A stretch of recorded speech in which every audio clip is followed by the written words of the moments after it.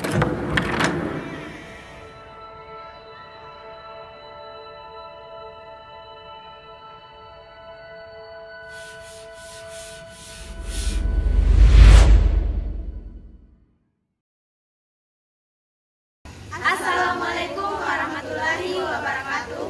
Kami dari kelas M218 kelompok 4 pengantar pendidikan. Kami akan membahas tentang permasalahan dan pemecahan masalah pendidikan. Pendidikan merupakan kunci utama bagi kemajuan suatu bangsa. Kemajuan suatu bangsa diawali dengan peningkatan kualitas sumber daya manusia melalui peningkatan pendidikan. Undang-Undang Sistem Pendidikan Nasional Nomor 20 Tahun 2003 menyatakan bahwa pendidikan merupakan usaha sadar dan terencana untuk mewujudkan suasana belajar dan proses pembelajaran agar peserta didik secara aktif mampu mengembangkan potensi dirinya untuk memiliki kekuatan spiritual, pengendalian diri, kepribadian, kecerdasan, akhlak mulia, serta keterampilan yang diperlukan dalam kehidupan masyarakat dan bangsa. Permasalahan pendidikan merupakan suatu penghambat keberhasilan dalam mencapai tujuan pendidikan. Adapun beberapa permasalahan pendidikan di Indonesia yang rumit seperti pemerataan mutu dan relevansi serta efisien. Yang pertama, pemerataan pendidikan, di mana permasalahan pemerataan dapat terjadi karena kurang terorganisirnya koordinasi antara pemerintah pusat dengan pemerintah daerah, bahkan hingga daerah terpencil sekalipun. Hal ini menyebabkan terputusnya komunikasi antara pemerintah pusat dengan daerah. Selain itu, masalah pemerataan pendidikan juga terjadi karena kurang berdayanya suatu lembaga pendidikan untuk melakukan proses pendidikan. Hal ini bisa saja terjadi apabila kontrol pendidikan yang dilakukan pemerintah pusat dan pemerintah daerah tidak menjangkau daerah-daerah terpencil. Sepintas dapat dipahami bahwa selama ini belum semua masyarakat bangsa Indonesia dapat merasakan manisnya pendidikan. Menurut Idrus tahun 2016, persoalan pemerataan pendidikan setidaknya disebabkan oleh beberapa hal. Yang pertama, perbedaan tingkat sosial ekonomi masyarakat. Yang kedua, perbedaan fasilitas pendidikan. Yang ketiga, sebaran sekolah tidak merata. Yang keempat, nilai masuk sebuah sekolah dengan standar tinggi. Dan rayonisasi yang paling utama dalam permasalahannya di Indonesia yaitu tingkat ekonomi. Semakin rendah tingkat ekonomi masyarakat, maka peluang untuk mendapatkan pendidikan yang tenaga pengajarnya berkualitas semakin kecil. Permasalahan pemerataan pendidikan ini dapat dipecahkan melalui beberapa cara. Cara-cara tersebut bisa secara langsung pada sarana pendidikan atau pada pelaku pendidikan. Pada sarana pendidikan dapat dilakukan, misalnya melalui cara pembangunan gedung sekolah baru di daerah-daerah pinggiran, perbaikan dan pergantian gedung sekolah yang tidak layak dipakai, serta pengandaan sistem double shift atau bergantian pagi dan sore untuk penggunaan gedung sekolah agar penggunaannya bisa merata. Masalah mutu pendidikan muncul ketika hasil pendidikan belum mencapai taraf seperti yang diharapkan. Rendahnya kualitas sumber daya manusia pendidikan dan sistem pendidikan yang kita pakai dapat menjadi penyebab dari permasalahan di atas. Banyaknya pelajar Indonesia masih belajar dalam taraf menghafal saja, di mana hanya berbekal hafalan tidak membuat tambahnya suatu kecerdasan maupun tambahnya kedewasaan seseorang. Di dalam belajar seharusnya disertai pemahaman terhadap suatu materi, sehingga pemahaman tersebut akan benar-benar menancap pada otak pelajar dan pada akhirnya ketika ia harus terjun dalam masyarakat, ia akan benar-benar bisa mengaplikasikan ilmu yang pernah ia pelajari tersebut. Masalah mutu pendidikan juga mencakup masalah pemerataan mutu. Di dalam TAP MPR Republik Indonesia 1998 tentang GBHN dinyatakan bahwa titik berat pembangunan pendidikan diletakkan pada peningkatan mutu setiap jenjang dan jenis pendidikan. Dan dalam rangka peningkatan mutu pendidikan, khususnya untuk memacu penguasaan ilmu pengetahuan dan teknologi, perlu lebih disempurnakan dan ditingkatkan pengajaran ilmu pengetahuan alam dan matematika. Pemecahan masalah mutu pendidikan. 1. Seleksi yang lebih rasional terhadap masukan mental khususnya untuk SLTA dan PT. 2. Pengembangan kemampuan tenaga kependidikan melalui studi lanjut. misalnya berupa pelatihan, penataran, seminar, kegiatan-kegiatan kelompok studi seperti PKG, dan lain-lain. 3. Penyempurnaan kurikulum, misalnya dengan memberi materi yang lebih esensial dan mengandung muatan lokal, metode yang menantang dan mengarahkan belajar dan melaksanakan evaluasi yang beracuan PAP. 4. Pengembangan perasaan yang menciptakan lingkungan yang tentram untuk belajar. 5.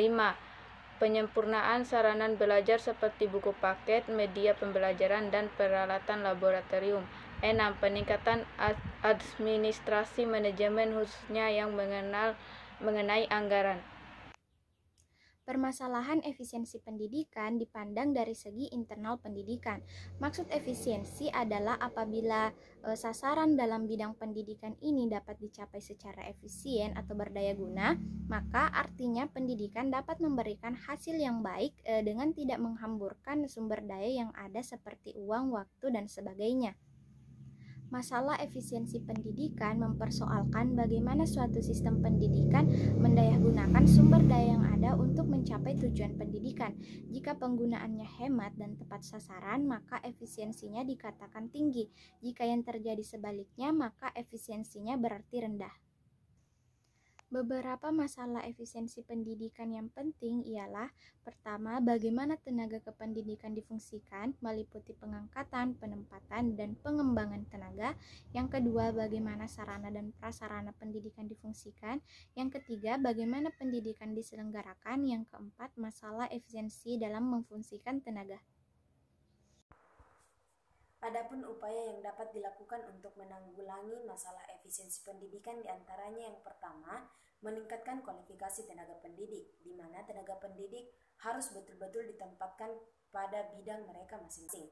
Yang kedua, penyediaan sarana dan prasarana pembelajaran pada sekolah-sekolah yang memang membutuhkan, sehingga sarana dan prasarana tersebut dapat termanfaatkan dengan baik. Dan yang ketiga, jika terdapat pembaharuan dalam pelaksanaan sistem pendidikan, pemerintah harus secepat mungkin berkoordinasi dengan tenaga pendidik agar mereka dapat melakukan penyesuaian sehingga proses pembelajaran tetap berjalan dengan optimal. Permasalahan referensi pendidikan, di mana referensi itu sendiri artinya persesuaian antara hasil pendidikan yang dicapai terhadap kebutuhan tenaga kerja.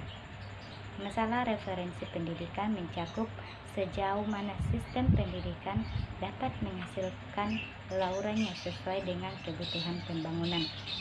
Persoalan referensi pendidikan menyangkut bekal pendidikan dalam kaitannya dengan kepentingan peserta didik untuk melanjutkan pendidikan ke jenjang yang lebih tinggi atau terjun ke dunia kerja.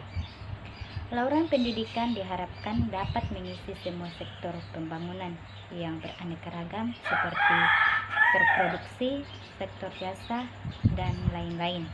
Sebenarnya kriteria referensi seperti dinyatakan tersebut cukup ideal jika dikaitkan dengan kondisi sistem pendidikan pada umumnya dan gambaran tentang kerja yang ada. Ada beberapa permasalahan referensi pendidik seperti yang pertama, ketidaksesuaian antara jumlah tamatan dan jumlah tenaga kerja yang dibutuhkan. Kedua-duanya menimbulkan masalah, seperti kelebihan tamatan dapat menimbulkan pengangguran dan kekurangan dapat menimbulkan kemacetan dalam pembangunan. Angkatan kerja yang tidak teresap dalam dunia kerja saat ini sebagian besar tamatan pendidikan menengah. Hal ini diantaranya berhubungan dengan tingkatan keterampilan yang kurang pada mereka dan juga arus tamatan pendidikan menengah yang tidak teresap di pendidikan tinggi masih cukup besar. Yang kedua, ketidaksesuaian keahlian tamatan dengan keahlian yang dibutuhkan dalam masyarakat. Untuk berbagai sektor, ketidaksesuaian ini dapat berkenaan dengan kemampuan dasar yang diperlukan atau kecakapan teknik dalam melaksanakan suatu jenis pekerjaan. Referensi pemecahan masalah pendidikan. Dalam referensi pemecahan masalah pendidikan ada bagian-bagian yang dapat dilakukan. Yang pertama, meningkatkan kualitas tenaga pengajar di Indonesia, karena dibanding negara perkembangan lainnya, maka kualitas tenaga pengajar pendidikan di Indonesia memiliki masalah yang sangat mendasar. Yang kedua, dibutuhkan kerjasama antara lembaga pendidikan dengan berbagai organisasi masyarakat. Yang ketiga, peran guru sebagai pelaku pendidikan tentunya memberikan dampak langsung. Guru bisa membantu meningkatkan kesadaran orang tua akan pentingnya pendidikan. Banyak pepatah yang mengatakan kalau kesuksesan seorang guru itu dapat dinilai dari kesuksesan dari siswa-siswanya. Yang keempat, cara guru mengajar juga mungkin bisa diubah untuk solusi perbaikan sistem pendidikan. Butuh pembaharuan metode belajar mengajar. Sekian dari kami. Wassalamualaikum warahmatullahi wabarakatuh.